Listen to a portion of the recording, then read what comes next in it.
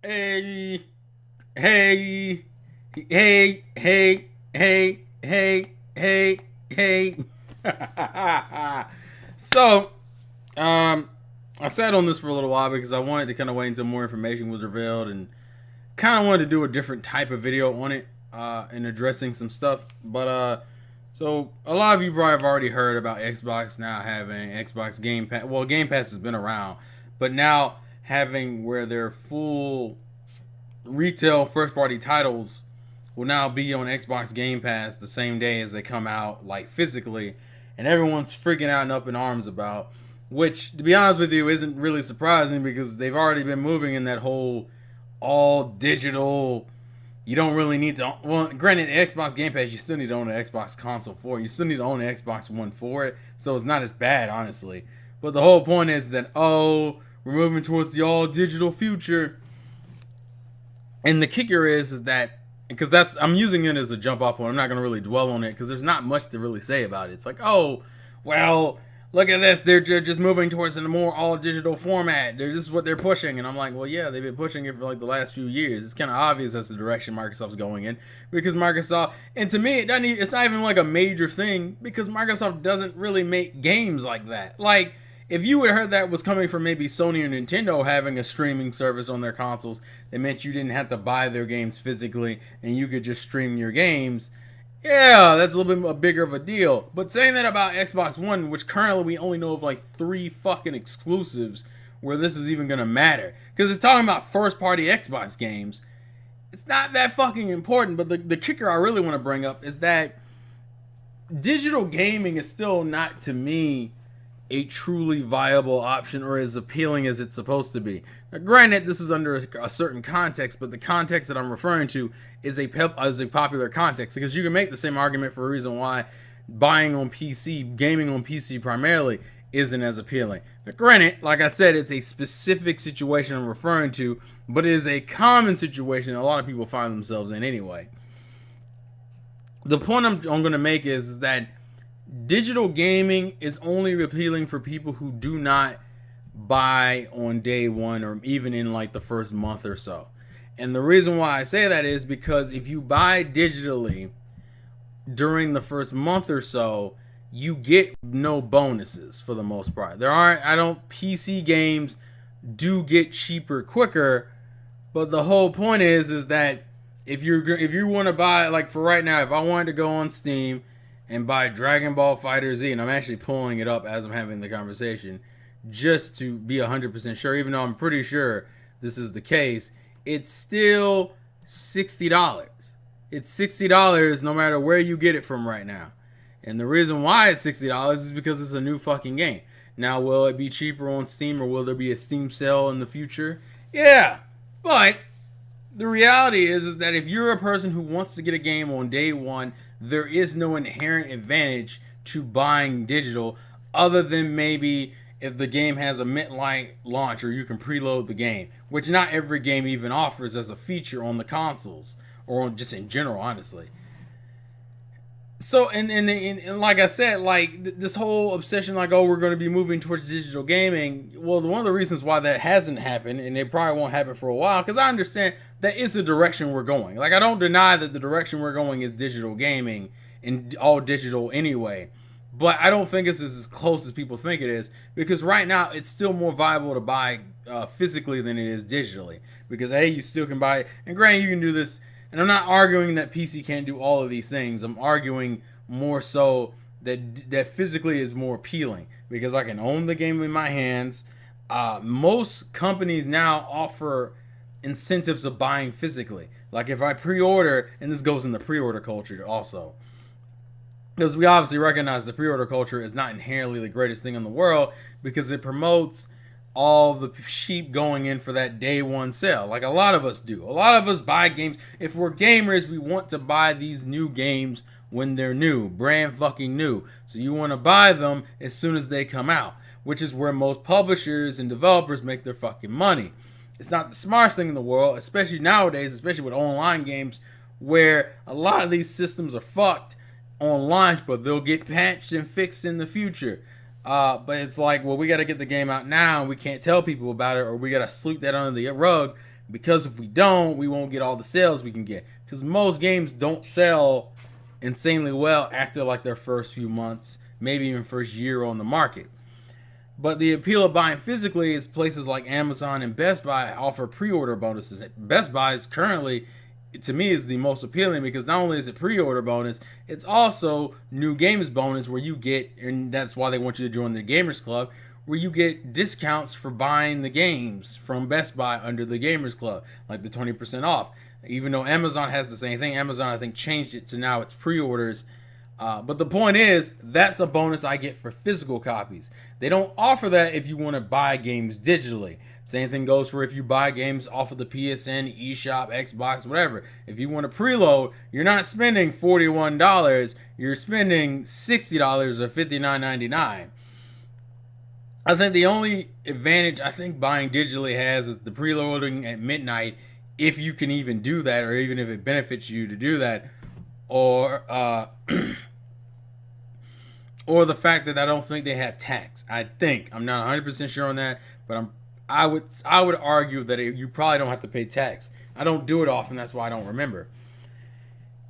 So I understand the fear of the digital future, but right now, and it's weird because it seems like we had a resurgence of gaming being physically pushed anyway. Like, remember that the reason why GameStop got popular in the first place, places like GameStop and EBA Games were so popular, is because they were like the only places that pushed gaming consoles. Even though you could buy them at Walmart, even though you could buy them at Target, even though you could buy them at Best Buy and Circuit City when that was still around, they weren't really pushed. Now you go Target pushing them, Best Buy pushing them, Walmart pushing them.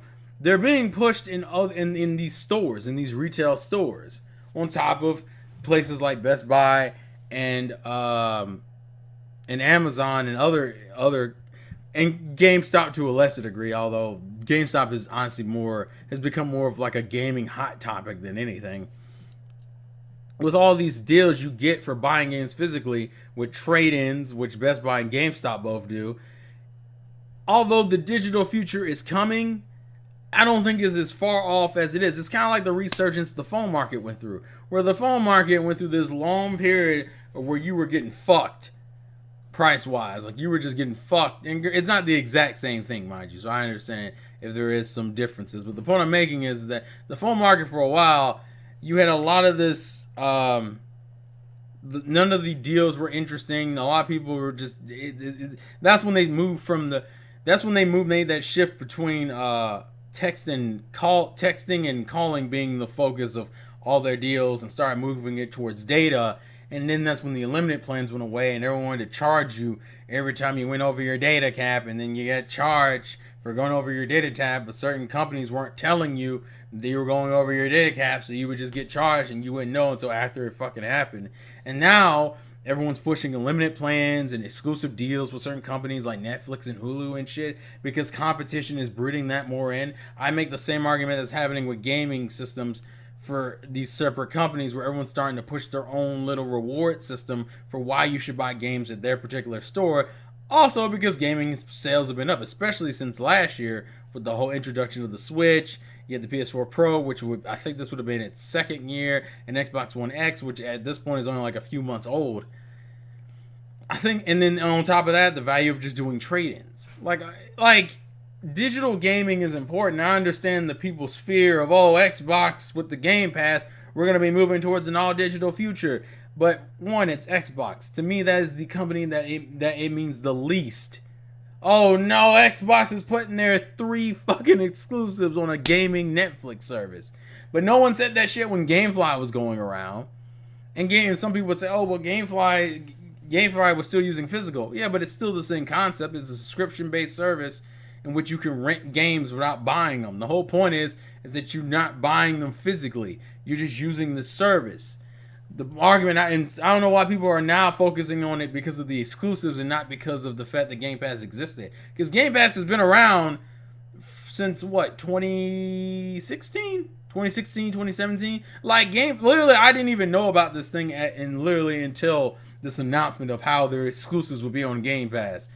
And once again, it's Xbox. It's literally the company that it means the absolute least to hear about their first-party titles going to a Netflix-like streaming service. because they have 3 fucking games. They have 3 fucking exclusives announced, and we may get a Forza, we may get something Gears related, or maybe get something Halo related. It's like 6 games at most, and I don't even think it's going to be that much. And that's going to blow me the fuck back. Wow, yo. All that, and if anything, all it does, and especially because it's Xbox, all it does is just reaffirm the theory that Xbox is probably going to become less of a console manufacturer and a service. And some people are so afraid of that. Like Xbox was contributing so much to the fucking gaming industry. They weren't. They were contributing maybe to the online gaming industry, not necessarily the gaming industry as a whole, which is why I don't understand why people were concerned with it. But it's the same thing. Like people like I said, with the digital sales, I understand that games get cheaper on most platforms and especially on PC quicker. But once again, digital gaming right now isn't even really super appealing to do unless you're just the kind of person who does not care about buying games for less than $60. Most gamers, if you're smart, you shouldn't be paying $60 for most of these games anyway. You should be paying like 40 something if you're pre-ordering games. And because pre-order culture and buying games as its launch is still a huge thing. That's still a major thing. If that stops becoming a thing, then the reason to buy digitally becomes more and more appealing. And granted, the industry themselves are kind of pushing the consumer to be like, maybe I should wait a little while until this game comes out. Especially with the shit with EA. A lot of it's EA, even fuckery that goes on with Capcom. The exclusives and the pre-order bonuses and the collector's editions and shit, and the DLC that isn't even included in the collector's editions and the season passes. The industry is going to force this change quicker than retail stores are. Quicker than Xbox's Game Pass is going to. Because they're the ones who keep pushing this fucking pre-order culture bullshit on people. And eventually people are just going to be like, fuck it, I don't care. I'll just wait. I'll wait until the game drops in price. Which obviously they don't want you to do. But some of these companies are really pushing that whole, let's see how much I can sell to you before the game comes out because I want this motherfucking money. I don't know. That's just something I thought was interesting, and I thought people, and just and I wanted to have a different conversation than other than, oh, Xbox Game Pass is coming out. Is this the end of physical media as we know it? No, it's not. If anything, it's more of a telling that Xbox just won't be a console manufacturer anymore. Which for me means absolutely nothing because Xbox as a service has never been, to me personally, appealing, nor have they really earned that right. I mean, this is just the same thing that happened in the 360 era, where as the generation went on, the 360 started putting out less and less exclusives to the point where it was like, I think we went like at least a year. I don't know if it was more than a year, but at least a year or so of Xbox having no new games out, and literally the only thing that came out were third-party games. And when Sony does the same thing, and in some cases better, do I really give a fuck that I can buy my games on an Xbox One X when all I would be getting is just improved frame rate sometimes and improved graphical fidelity sometimes depending on the game? I don't know. That's just my thing. So please leave your thoughts and comments in the comment section below. I appreciate you guys watching. This has been the Insane Game Freak. Patreon, Twitter, Facebook, all that fun shit's in the description. So I'll catch you guys later. Peace out. Poke your eye out. Damn it. I'm sorry. I have problems. But you should know that by now.